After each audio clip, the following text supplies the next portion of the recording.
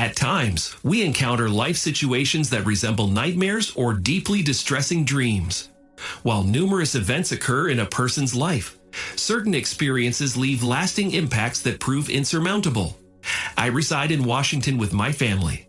Today, I'm about to share a pivotal moment in my life. Let's rewind the clock to the year 2020 when I tied the knot with Alice, a woman 4 years my senior. Our paths first crossed at a school where we were both employed. She taught history, while I specialized in linguistics. She held an initial interest in me and made the first move. I distinctly recall a moment in the staff room when one of the geography professors playfully teased Alice about me. At that moment, I realized that Alice was attracted to me. When I left the staff room, she followed me and frankly confessed her love, expressing her desire to marry me. Her proposal was charming and irresistible. Our personalities were similar and we had common likes and dislikes, which further strengthened our bond. I eventually decided to marry her because our time together was filled with love and joy. Our relationship was very strong.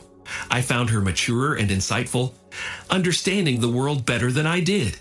Being around her always made me feel comfortable. It was only after a year of our relationship that I told my friend about her. My father vehemently opposed my decision. He insisted that I should marry Envy, his niece. However, everyone else in my life was overjoyed for me. In fact, my niece even began practicing dance routines for my wedding as soon as I shared the news about Alice. Alice resided in a hostel since her parents tragically perished in a plane crash, while her elder brother lived outside the city with his own family. When Alice shared the news of our relationship with her brother, he gave his approval and supported her decision. In her opinion, Alice had a strong ability to make decisions. To be honest, I could not understand why Alice liked me, because I considered myself an ordinary person with neither outstanding appearance nor a distinguished career. Remarkably, even her income was higher than mine. I used to perceive Alice as a highly intelligent but outwardly unemotional woman who really deserved an exceptional man. I repeatedly voiced this opinion, but she invariably said that she felt incomplete without me. Her captivating attractiveness and love for me drove me crazy. I successfully persuaded my father, and eventually he agreed with me. There were 6 people in our house. Me, my mother, my father, my sister's husband, and my charming niece. My sister's husband, however, had a reputation for being quite flirtatious. He spent most of his day at home because he was unemployed or just not motivated to work. I was very concerned that he would be socializing with my wife a lot. Eventually, our wedding day came. On our wedding night, she confessed to me that she liked being a homebody. I admired her and kissed her. I presented her with a stunning ring as a gift, and she vowed to cherish it for life. She said she loved children, and I smiled back, and then we both fell asleep. The next morning, she started talking about our honeymoon plans. At first, we chose Switzerland, but then Alice changed her mind and abandoned the idea. She had become everyone's favorite, including my father, who had been dubious at first, but now admired her cooking skills and courtesy.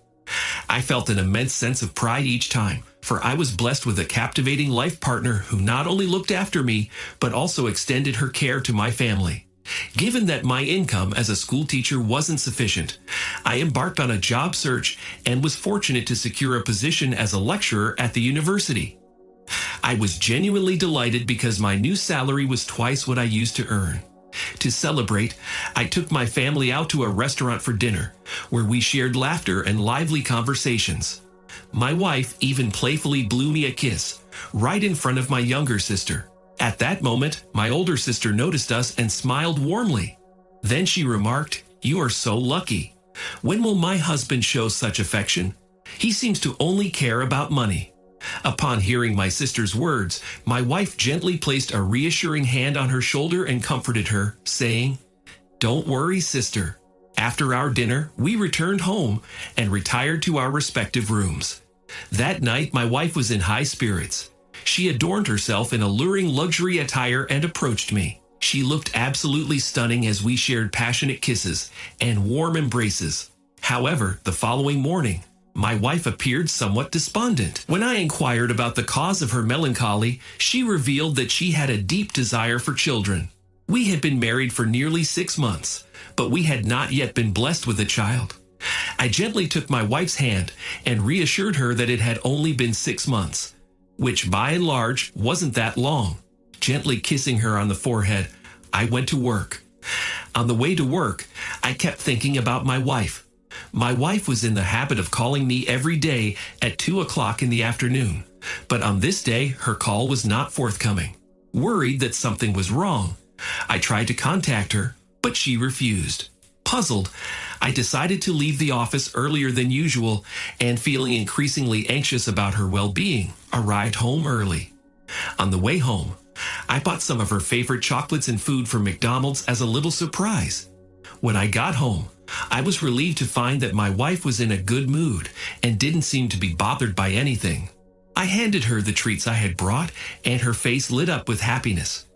Afterward, she suggested that we have dinner together.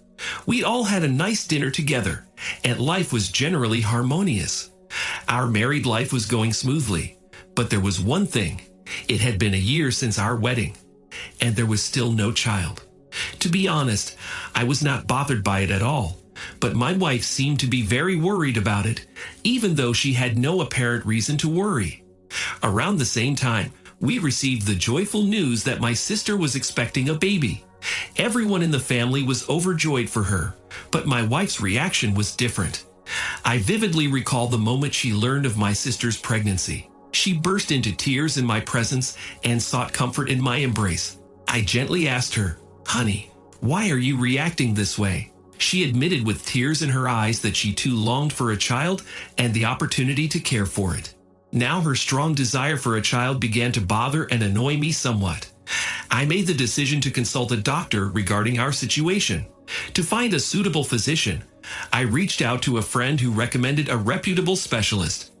I discreetly scheduled an appointment with the doctor, intending to keep it a secret from my wife. Therefore, I arranged to visit the doctor during my working hours. The doctor conducted an examination and informed me that there is an issue with my health. However, it's important to note that this is a common condition that many men experience, so there's no need to be overly concerned. Additionally, the doctor advised me to diligently follow a medication regimen for a minimum of 4 months. The most heartbreaking news he delivered was that I wouldn't be able to become a father for at least the next 4 months. While 4 months may not seem like a significant period, I couldn't help but worry deeply about my wife. I'm unsure whether I should share my medical report with her.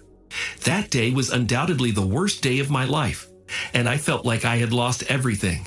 My wife's strong desire for children kept haunting my thoughts, and I was overwhelmed with a deep sense of depression. I didn't know what to do. I chose to keep the report a secret and confided in my mother about everything. She offered me hope by revealing that my father had gone through a similar situation, and yet my mother had successfully given birth to a baby 2 years into their marriage. My mother offered me reassurance, advising me not to stress and to faithfully take the prescribed medications. She assured me that with time, things would improve. I made a decision that if I saw signs of improvement within the next 4 months, I would disclose the entire situation to my wife, as I was determined not to deceive her under any circumstances. On that particular day, as I entered the bedroom, I was completely silent. When my wife inquired about my somber demeanor, I embraced her tightly and then posed a heartfelt question. "Will you ever leave me?" Tears welled up in my eyes and trickled down my cheeks. She appeared somewhat perplexed upon seeing me in such a state and asked, "Sweetheart, what's wrong? Is everything okay?" I quickly composed myself and wiped away my tears, making an effort to appear composed so that my wife wouldn't become suspicious. We embraced and drifted off to sleep. I was tormented by guilt, as if I had done an injustice by withholding my report from my wife. This inner turmoil was constantly undermining my peace of mind. I wanted to confess everything, but my courage was failing me. The weight of this burden led to severe depression and chronic insomnia, which worried my wife, who was very concerned about my nighttime restlessness. I could feel her frustration with me growing. I had always been the kind of person who went to bed early, but now I found myself in an inexplicable state. The constant insomnia took a heavy toll on my professional life, and eventually I received a letter of resignation from the university where I had once worked as a lecturer. I soon obtained a position at another college, but insomnia continued to haunt me. One night, when I was deep in thought and sitting up in bed, my wife came to me and exclaimed in an irritated tone, "I'm sick of this tired face. You need to see a doctor." I was taken aback by her behavior, considering I hadn't provoked her in any way. She seemed rather restless, as if she were desperately yearning for something. Eventually, I consulted a doctor and started taking medication to alleviate my insomnia. I soon felt relief and improvement in my condition. To be frank, those days were the darkest period of my life. Despite my hopes for love and support from my wife, she was not able to give me the attention I needed, which was very hard to realize. One day, while I was busy reviewing student assignments, my wife approached me holding something wrapped in her hands. Curious, I inquired, "What is this?" She responded with a warm smile, saying, "This is for you." Filled with excitement, I eagerly unwrapped the gift. Inside the wrapping, I discovered a stylish and soothing eye mask, making it a truly adorable gift. Witnessing my wife's genuine care, consideration, and interest in me brought immense joy, causing me to reconsider my earlier doubts about her. It became clear that she still loved me. My wife asked me to finish the job, so I did. Turns out she was up to something unusual. She handed me an AirPod and played a soothing, sleep-inducing song at a moderate volume. Afterward, she suggested I put on a mask over my eyes. The melody of that song was undeniably gentle, tranquil, and mesmerizing, capable of effortlessly lulling someone into a deep sleep. I vividly recall how peacefully I slept that night. The next morning, I expressed my gratitude to my wife and praised her for helping me sleep so easily. In response, she smiled warmly and simply said that it was her responsibility. My spirits were exceptionally high, and I awarded top scores to all my students in their language tests. Upon returning home and finishing dinner, I decided to follow the same routine for a restful night's sleep. It has been incredibly soothing, to the point where I've developed a strong fondness for donning an eye mask and immersing myself in the captivating and entrancing music my wife introduced me to. It's been approximately 4 days since I started sleeping in this manner, and I can't get enough of it. I found myself unable to fall asleep without that music any longer. Following this new sleeping routine, I began waking up early in the morning, filled with energy and enthusiasm for my daily tasks. It felt almost magical. On my niece's birthday, we collectively made the decision to embark on a trip. We visited a serene farmhouse enveloped in lush greenery and bathed in natural light. The whole family was busy preparing for the birthday celebration. My wife was dressed in a striking and alluring plum-colored dress, looking exceptionally beautiful. My wife played a significant role in making my niece's birthday special. My mother was full of praise for her organizational skills and creativity. However, I noticed that my elder sister seemed somewhat downcast. When I inquired about the reason for her sadness, she confided in me that her husband had lost interest in their relationship. He didn't even share a bed with her. I contemplated speaking to my brother-in-law about it, but I ultimately decided against it, as I didn't want to create any drama at my niece's birthday party. Instead, I chose to address the issue discreetly. However, my sister's husband left the gathering and went somewhere else. We were about to cut the cake, but my wife was nowhere to be found. I was puzzled as she wasn't answering my calls, and everyone began searching for both my wife and my sister's husband. In the midst of the commotion, I spotted my wife returning with balloons in her hand. However, after a wait of 10 minutes, my sister's husband finally arrived. We proceeded to cut the cake and enjoyed a lively round of dancing. I was quite exhausted by the end of it all, and shortly after, we retired for the night. We were fortunate to have a very romantic room in a farmhouse for our stay. At this point, I wanted intimacy, but my wife didn't want anything. She kept urging me to put a mask over my eyes and listen to hypnotic music. I agreed, took the medicine, put the mask over my eyes, and immersed myself in the mesmerizing melodies. However, just as I was about to drift off to sleep, an unexpected itch developed in my left arm. When I reached out with my other hand to scratch it, I realized that my wife was no longer beside me in bed. Curious, I removed my eye mask and peered around, only to discover her standing in front of the mirror, engrossed in dressing herself. I couldn't help but chuckle at the sight of her engaging in this nighttime routine. When she noticed that I had awakened, she appeared somewhat bewildered and a bit melancholic, explaining that she was tending to her skincare. She then gently encouraged me to put the eye mask back on, and I drifted back to sleep. We finally returned home after a day spent at the farmhouse. What had occurred the day before had left me feeling intrigued, as it turned out she wasn't doing skincare, but rather had been donning lingerie at that time. Numerous questions about this situation were swirling in my mind, prompting me to seek an explanation. The next evening, she handed me the familiar eye mask and turned on the familiar music.